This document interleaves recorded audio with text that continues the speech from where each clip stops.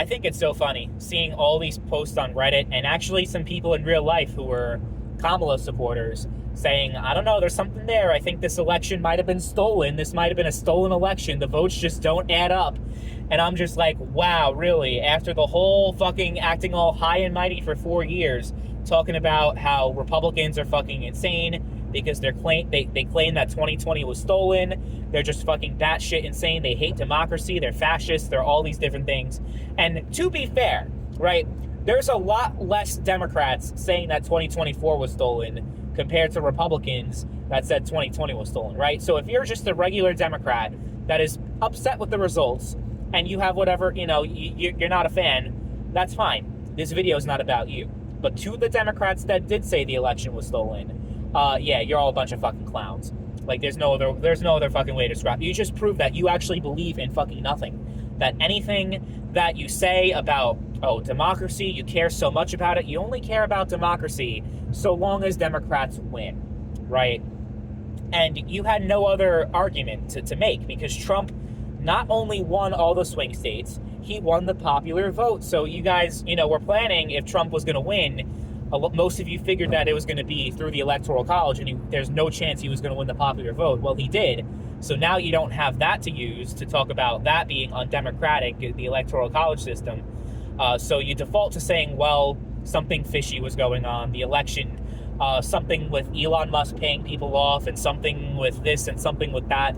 Like, you guys are just you're grasping at straws and you're just trying to just undermine Trump and say that he wasn't legitimately elected. You said he wasn't in 2016 too, by the way. It's not like, Republicans started the whole talk about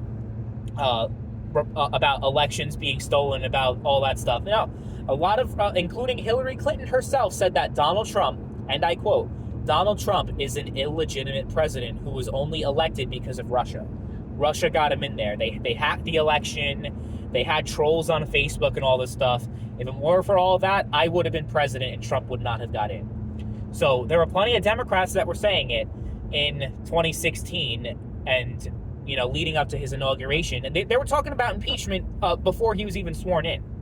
And I guarantee you, if Democrats get the House in 2026, which is very likely that they do, there's going to be a third impeachment for Trump. Like, they just want to get him out. Because that's why they did all these trials. That's why they did all these indictments. That's why they did all these things, because they tried to do anything they could in their power to get rid of him because they knew they couldn't do it in the ballot box, right?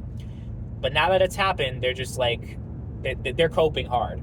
Not because they're and I love it when, like, Harris actually ran an amazing campaign. If only she had some more time. No, people just didn't fucking like her and she lost and she deserved to lose.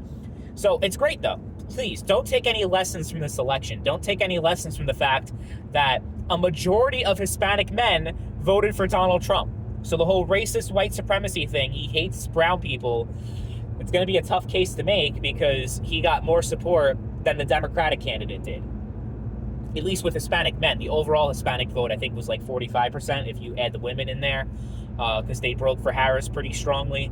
But the only demographic that went like hard for Harris was two groups. It was the upper income, higher education people, so the elites of the country, the people who are more well off.